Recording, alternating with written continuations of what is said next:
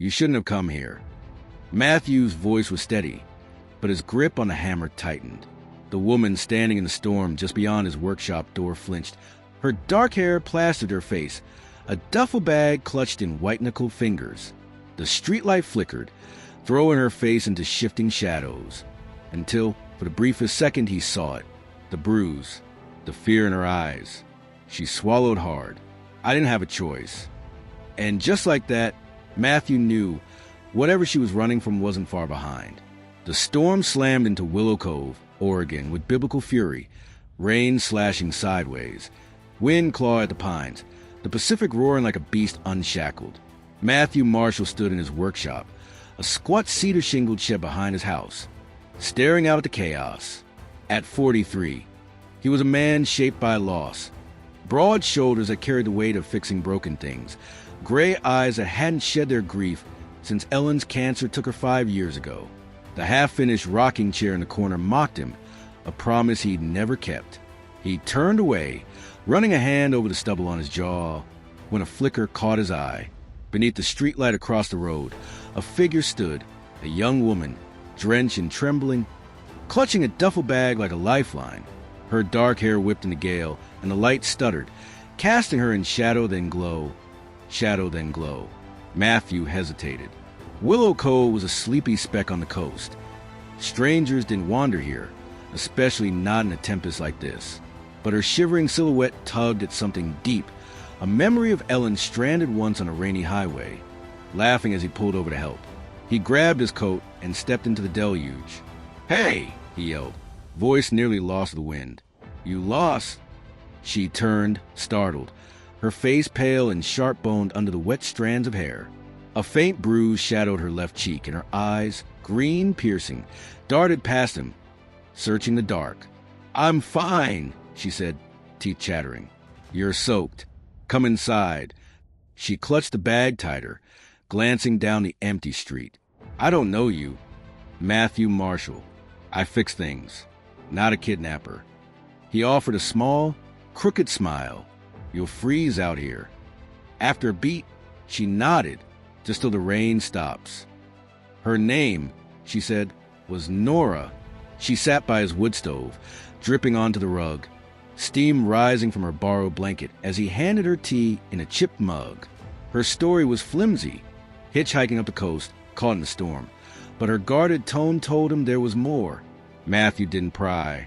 He'd carried his own secrets long enough to recognize there's weight in someone else. "You can stay the night," he said, stoking the fire. "Couch is yours." The storm raged on, a banshee at the windows, and Nora stayed. Morning dawned raw and bruised, the sky a watercolor purples and grays. Nora lingered, her duffel still zipped shut by the door. "I'll go soon," she said, but her eyes betrayed her. She had no destination. Matthew shrugged. "Got a lantern that's been flickering. Could use help if you're handy." She hesitated, then followed him to the workshop. He showed her how to strip the rusted frame, rewire the bulb, her slender fingers quick despite her inexperience. Over coffee and the scent of cedar shavings, she asked about the rocking chair.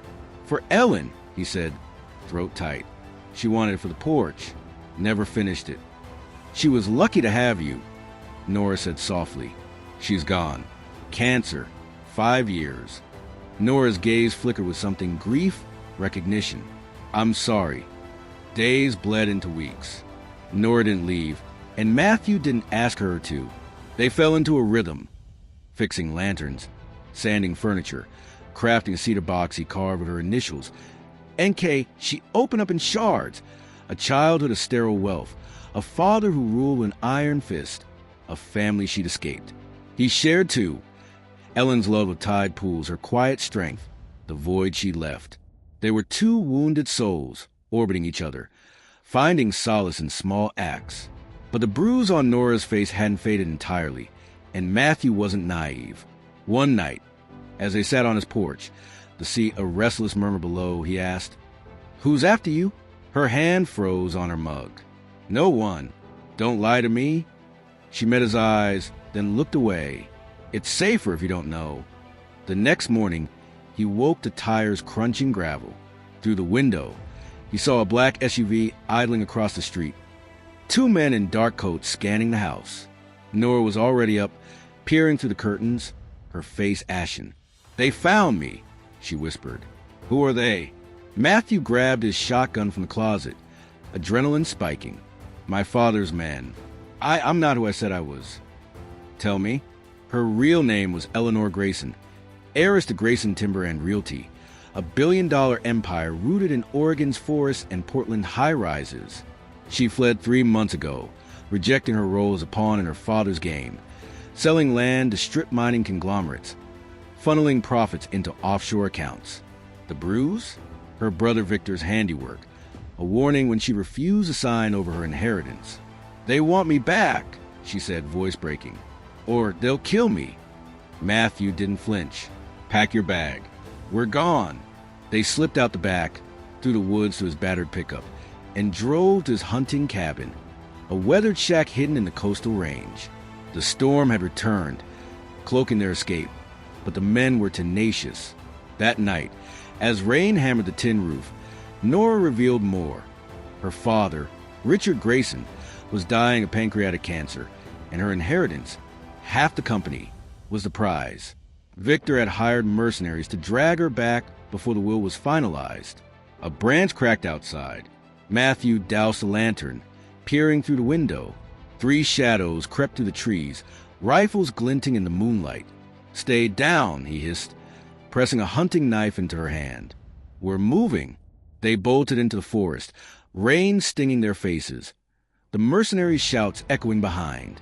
Matthew knew these woods, every ravine, every deer trail, and wove them through the maze. Nora stumbled, gasping, but her fear sharpened into grit. At a swollen creek, he rigged a tripwire with fishing line and a log, grinning darkly when pursuer yelped and crashed into the mud. Dawn found him in a shallow cave, soaked and panting. Nora gripped his arm. "I can't keep running. I have to fight." "How?" Portland, the company's server, proof of their crimes. Fraud, extortion worse. "I expose them, they're finished." Matthew nodded, jaw set. "Then we go." They hitched a ride to the city, blending into its gray sprawl. Nora's plan was audacious. Break into Grayson Tower, steal encrypted files from her father's office, and leak them to the press. Matthew scavenged supplies, smoke bombs from workshop chemicals, a crowbar from a dumpster, while Nora hacked the security cameras with a laptop from her duffel. But as they slipped inside, past sleeping guards and humming elevators, a twist unraveled everything. Victor was waiting. He lounged in the office chair, lean and predatory, a pistol resting on the desk. "You're late, Ellie," he said, smirking. "Father's dead. Sign it all to me this morning." Nora froze. "You're lying." Victor tossed a document onto the desk. A will, notarized, dated that day. "Cancer 1. You've got nothing."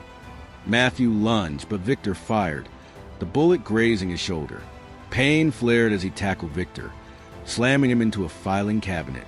The gun skidded across the floor. Nora snatched it, hand shaking, and aimed at her brother. "Where's the real will?" "You won't shoot," Victor taunted, blood trickling from his nose.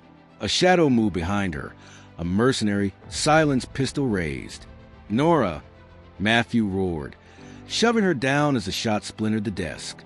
He wrestled the man to the ground, snapping his arm with a sickening crunch. In the chaos, Victor bolted for the door, but Nora tackled him, pinning him with a gun to his temple. "The files!" she snarled. "Now!" "Timberwolf," he spat. She logged in, downloading a trove of corruption, money laundering, blackmail, even a hushed-up murder tied to a rival developer. As sirens wailed below, she sent it all to the press, then smashed the laptop. Victor sneered. "You're still broke." "I'm free," she said, and knocked him out cold. They fled as police stormed the building, Matthew's shoulder bleeding, Nora's resolve unbreakable. But the story didn't end there. Back in Willow Cove, a new threat emerged. A woman arrived at Matthew's door, mid-30s, wiry, with a scar across her brow, claiming to be Lila, Nora's cousin. She'd been feeding Nora intel from inside the family, helping her escape. "Victor's out on bail," Lila warned. He's coming for you both. Nora paled. He's got no power left. He's got rage, Lila said, and a secret. Your father didn't just die of cancer. He was poisoned. Victor's covering it up. The revelation hit like a gut punch. Nora had dismantled the empire, donated billions to reforest the coast, fund cancer research, shatter her family's grip. But Victor's desperation added a darker edge. That night, Matthew's workshop burned. Flames devoured the rocking chair, the lanterns. As they watched from the woods, Lila's truck idling nearby. A note was pinned to the door. You can't hide. He's unhinged, Lila said. We need to disappear. No, Nora said, voice steel. We end this.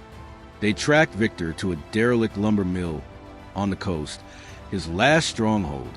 Lila scouted ahead, but when they crept inside, she was gone, bound and gagged in a corner, Victor's gun to her head.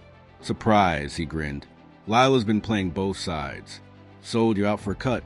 Lila's eyes begged forgiveness, but Nora's hardened. You're done, Victor. He laughed, manic. I killed father. I'll kill you too. Matthew moved first, hurling a smoke bomb. Chaos erupted. Victor fired blindly, bullets ricocheting off rusted machinery. Nora freed Lila as Matthew tackled Victor into a stack of crates. With splintering, they fought, brutal and raw, until Nora grabbed a steel pipe and cracked it across Victor's skull. He crumpled, alive but broken. Police took him this time. No bail, no escape. Lila vanished, her betrayal a bitter scar. Nora and Matthew returned to Willow Cove, rebuilding from the ashes. They opened Marshall and Grayson's lanterns, a shop of handcrafted lights in cedar boxes, each piece a testament to their survival. One dusk, they stood on the beach, a lantern glowing between them. The sea sighed, the sky blazed gold, and Matthew took her hand. We fixed more than lanterns, he said. We built a life, she replied, smiling. The light danced on the waves, a beacon of resilience, forged through storms, betrayal, and a love that refused to break. Behind them, Willow Cove whispered on, a haven for two souls who dare to reclaim their glow.